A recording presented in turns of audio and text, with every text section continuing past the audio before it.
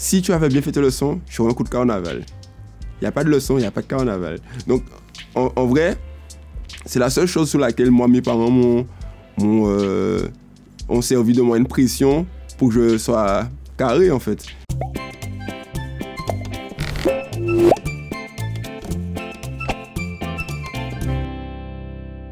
Yana Fexad, musicien, grouka, percussionniste, boularien, maquet, chantait, enfin, tout ça qui a semblé à notre grouka. Sur l'île sur laquelle on est, la Guadeloupe, c'est la seule île ou le seul territoire au monde où on a le grouka avec les 7 rythmes. Ça veut dire que nulle part ailleurs ça existait auparavant, en Guadeloupe. Ça veut dire que c'est le seul endroit où on trouvait ça. D'accord, maintenant ça se propage parce que les cultures se mélangent, les cultures s'exportent. D'accord, donc il faut quand même que les gens qui soient sur le territoire guadeloupéen connaissent vraiment l'origine de leur culture, et le grouka fait partie de la culture guadeloupéenne entièrement, quoi. Alors, ça va dépendre de l'âge de l'enfant, parce qu'en fonction de son âge, il a déjà une certaine concentration qu'il peut nous donner sur le grouka, parce que, mine de rien, ça a une partie très pratique, et il faut que l'enfant soit apte à assimiler certaines choses, certains placements de mains sur le tambour. Donc, plus ils sont petits, plus on va parler d'éveil musical où ils vont s'habituer au son. De toute façon, on peut le voir très rapidement quand on a des enfants sur des stages ou des sessions de grouka. Automatiquement, les percussions, ça attire, peu importe l'âge. Après, pour une question de concentration, plus l'enfant sera prêt à être concentré, mieux ça sera pour qu'il apprenne le grouka. Mais en fait, en général, nous, c'est une question de concentration. Plus ils sont aptes à être concentrés, mieux c'est pour nous pour qu'ils apprennent. Mais ils apprennent déjà même avant qu'on leur transmette les choses, parce que, même, je prends l'exemple de mon exemple, j'ai appris avant même qu'on me donne les corrections du grouka. Chaque rythme, il y a une histoire sur ce rythme-là. Chaque chanson, parce qu'on apprend à chanter, on apprend à jouer l'instrument, ça du grouka, le ka. On apprend à jouer au chacha, on apprend à jouer au tibois, on apprend à répondre. Il faut vraiment, ça se décortique. Ça veut dire qu'on apprend à jouer grouka, oui, mais on apprend à vivre grouka, parce qu'il y a toute une vie autour du grouka. Ça veut dire qu'il y a un lien entre chaque élément du grouka. Ça veut dire que tu peux pas te dire que toi tu joues au tambour tout seul, et que lui joue au chacha de son coin, et que lui chante de son coin. C'est un ensemble, c'est une famille. On apprend à jouer, mais il faut apprendre à écouter l'autre aussi qui est à côté, pour qu'on puisse jouer ensemble. Quand il y a des groupes d'enfants, ça prend beaucoup plus vite, parce qu'ils s'entraident en fait. Celui-là veut pas que celui-là ne sache pas faire celui-là, parce qu'il dit mais non, moi je sais faire, donc je sais pas, laisse-moi te montrer comment on fait. Donc celui-là va apprendre par rapport à celui-là, celui-là va apprendre par rapport à celui-là, donc ça simplifie la tâche. Quand les enfants sont concentrés surtout. Mais en général, ils créent plus facilement des familles que les adultes. C'est plus facile avec les enfants en général. Alors, il n'y a pas vraiment d'âge, puisqu'il y a des enfants de 5 ans qui maîtrisent. Il y a des enfants qui vont maîtriser à partir de 10 ans. Il y a des enfants à 4 ans, ils maîtrisent déjà 2-3 rythmes. Et en fait, c'est au fur et à mesure. Parce que dès qu'on maîtrise certains, ça devient un mécanisme. Ça devient très simple. Donc, au fur et à mesure, ils peuvent, par exemple, sur une tranche d'âge de 5 à 15 ans, découvrir les différents rythmes et les apprendre. Ou même des fois, il y a des enfants qui arrivent à engendrer les 7 sur 2 ans. Donc, ça va dépendre de la capacité à recevoir de l'enfant aussi, et sa capacité à se concentrer sur ce qu'on va lui transmettre. Donc voilà. C'est des éponges en fait, hein, les enfants. On leur donne, mais ils prennent. Et des fois, on est surpris de voir qu'eux-mêmes, on se dit, oh, à quel moment l'enfant a appris ça, quoi. Parce que l'éveil musical, c'est dès que ton oreille est prête à entendre un son. Donc, c'est-à-dire même dans le ventre de sa maman, l'enfant, il entend du grouka. Quand il naît, il sait déjà c'est quoi. Il est déjà habitué à ce son-là. Donc, il n'y a pas d'âge d'éveil musical pour les enfants. La maîtrise de l'instrument, ça vient après, quand l'enfant est grand et tout ça. Mais l'éveil musical, c'est même dans le ventre de la maman, c'est déjà là. 10 ans, 15 ans, l'importance du grouka a évolué. Ça veut dire que maintenant, le grouka vraiment rentre dans une musique, dans un cadre musical. Et un enfant peut apprendre un instrument, le ka, comme il peut apprendre le violon. C'est deux instruments différents, mais c'est deux musiques qui ont la même énergie pour moi. C'est vraiment, il n'y a pas de distinction à faire au niveau de cet instrument-là avec un autre instrument du monde. C'est une question de choix. C'est l'attirance pour cet instrument-là de l'enfant. Si un enfant qui son enfant souhaite jouer de cet instrument-là, il ne faut pas que le parent se mette des barrières parce qu'il y avait des ondits à l'époque. C'est un instrument comme un autre. Alors, je pense qu'il faut qu'on casse les mythes sur le goka. Donc, l'instrument ka doit être porté à la même valeur que les autres instruments du monde. C'est-à-dire que les percussions, le ka rentre dans le monde des percussions. Les congas, les pampoukas, les timbales, ça rentre vraiment dans le cadre. C'est-à-dire que les instruments sont répartis sur le monde, mais il faut bien se mettre dans la tête que le ka, ça appartient à la Guadeloupe et c'est un instrument. Comme quand on va à Cuba, il y a les congas, comme quand on va aux États-Unis, il y a des grands saxophonistes, mais c'est pareil en Guadeloupe, il y a des grands tambouillés et il faut leur donner le grand respect qu'ils méritent. Les grands tambouillés qui sont déjà partis certains, mais le ka, ça nous appartient, donc respectons le ka. Alors la transmission de culture, elle est en place pour une bonne raison. Aujourd'hui en Martinique, une sœur, on va en Martinique et les gens ils jouent au goka. C'est-à-dire qu'ils ne jouent pas seulement du belay, ils jouent du goka comme en Guadeloupe. Je l'ai dit au début, en Guadeloupe c'est le seul endroit où il y a eu les 7 rimes, le Toom Black, les Roses, Badjebel, Grage, tous les autres.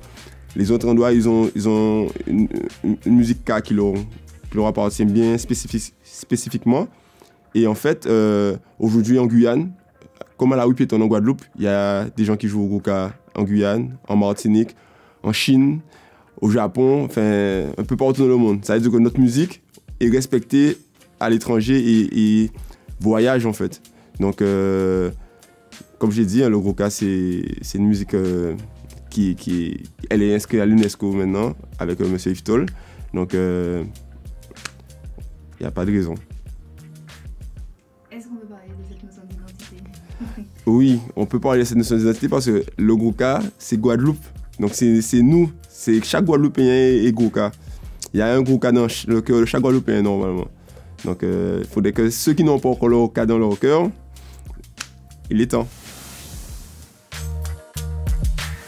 Il y a une sécurité qui est mise en place dans les groupes APO et c'est vraiment un esprit culturel, un esprit familial, c'est un esprit où si l'enfant vient, il est laissé pour lui-même, ok, mais en général, si un parent emmène son enfant, il vient voir les responsables du mouvement.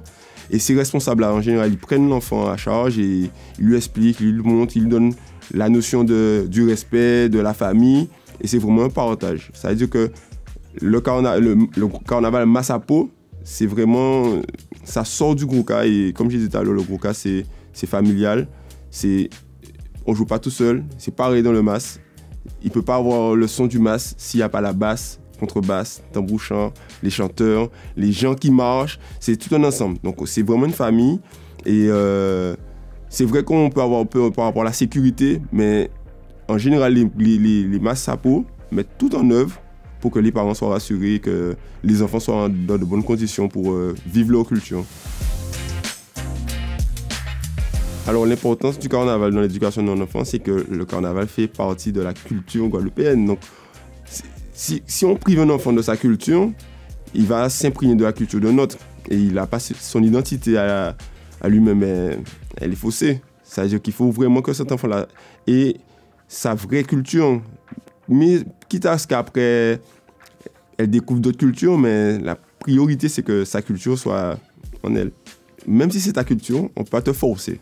Ça veut dire que, quand je dis éponge aussi, c'est la transmission ne se fait pas contre un mur. Un enfant qui ne veut pas, on ne va pas le forcer non plus. On va lui proposer, il ne veut pas. Des fois, il y a des enfants petits, ils ne veulent pas. Et après, ils se trouvent intéressés. Donc, vaut mieux pas l'oppresser et le laisser faire son choix lui-même.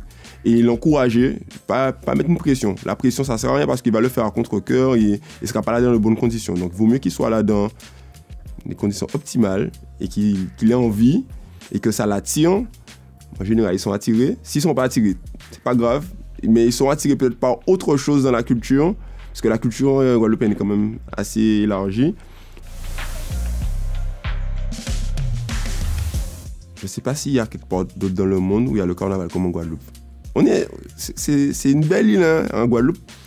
Carnaval dans les autres, même dans la Caraïbe, ils ont un carnaval sur une semaine ou deux en général, et c'est vraiment des chars, c'est vraiment de la musique DJ.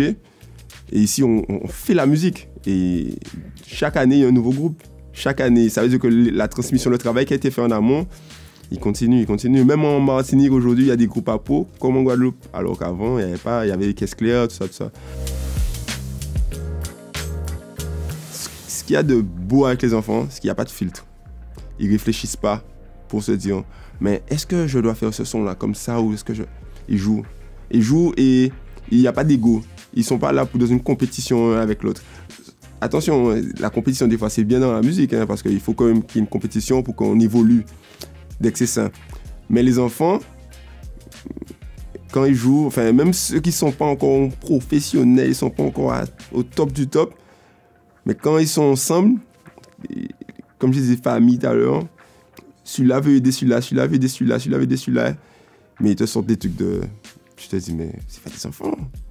Moi, au local à qui j'étais chez moi, j'ai entendu un son, je me suis dit, mais les adultes jouent pour montrer aux enfants ce qu'ils vont devoir faire. Je suis arrivé, j'ai vu que les enfants. J'ai fait, mais il y a un problème. Mais attends, à quel moment? Basse, contre basse, les enfants te font les breaks, les enfants te font les trucs. Toi, je me dis, mais même les adultes, leur disent, allez, on va faire ça. Ils n'arrivent pas. Et les enfants le font. Alors qu'ils n'ont pas appris. Ils ont appris d'eux-mêmes, quoi. Donc les enfants, c'est les vraies éponges. Donc c'est pour ça que lorsqu'on passe des messages, il faut faire passer les bons messages. Comme ça, on a de bonnes éponges. Ils vont bien retransmettre après. Il y a des écoles de Groka bien connues en Guadeloupe. C'est-à-dire qu'en général, tous les groupes, que ce soit masse culturelle ou les groupes de cas, c'est-à-dire ceux qui font des prestations cas, en général, ils ont une section où ils font des cours de gros cas pour les adultes et pour les enfants. Après, tu as aussi des écoles privées et publiques qui font des intervenants venant pour faire des initiations gros cas et des initiations cas pour les enfants. Le problème de ceux qui voient mal le créole, c'est parce que souvent, on a utilisé le créole à mauvais escient. Ça veut dire que on parle en créole quand on est fâché, on parle en créole quand on veut dire des bêtises à une autre personne. Sauf que le créole, en Haïti, on parle créole. Et en Martinique, on parle créole. Dans tous les pays, on a une ou deux langues. Mais c'est la langue sur le territoire où les gens se comprennent mieux. Mais en fait, c'est parce que nous, on a trop stigmatisé le créole et au final, les gens ont eu peur du créole. Mais je connais des gens qui parlent en créole très bien et sans pour cela injurier, sans pour cela manquer de respect. Donc, ça fait partie de notre culture. Hein. Alors, les chants Groka, si je ne me trompe pas, on va me corriger, je ne sais pas, il n'y a pas de chant Groka en français. Parce que le Groka, quand même, a une histoire et ça sort vraiment de l'esclavage. Donc, les esclaves, entre eux, ils ne parlaient pas français, ils parlaient vraiment le créole. La langue qu'ils ont créée plus ou moins pour se comprendre entre eux. Donc, ça a quand même une connotation où on ne peut pas se permettre de modifier ces codes-là. Il y a des codes qu'on ne va jamais modifier. Si jamais, je suis sûr et certain, je mets ma main à couper, que si jamais un chanteur se permet de chanter un son Groka en français un jour, le monde du Groka va se retourner contre lui. On n'a rien contre le français, mais le Groka, c'est le créole. Moi, je suis un enfant Groka. C'est-à-dire que je sais pas si j'ai eu le choix, parce que dès tout petit, 3 ans, je crois, je me rappelle, j'ai des souvenirs de 3 ans. Et je jouais sur les canaris de ma mamie, je jouais sur des seaux, je jouais sur la table. Mon parrain, il a joué un gros rôle là-dedans. Parce qu'il écoutait tout le temps des sons Groka, ce qui faisait tous les roses de la Guadeloupe.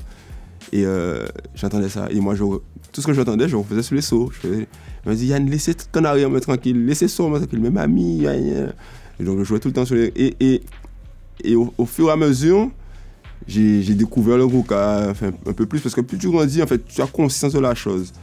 Et après, j'ai eu la chance de rencontrer d'autres personnes du Goka. François Ladrezo, c'est mon oncle, donc, par alliance. Et donc, du coup, par rapport à ça, lui, j'avais droit à des cours de Goka. Mais il fallait faire tes leçons. Si tu as bien réussi, tu auras droit à un cours de Goka.